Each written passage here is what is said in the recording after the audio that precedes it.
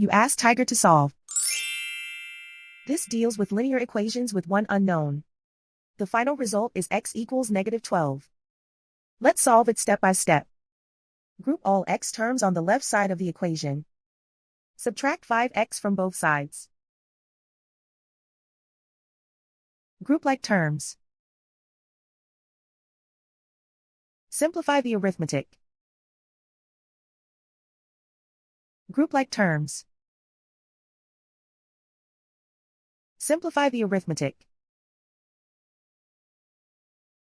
Group all constants on the right side of the equation. Subtract 4 from both sides. Simplify the arithmetic.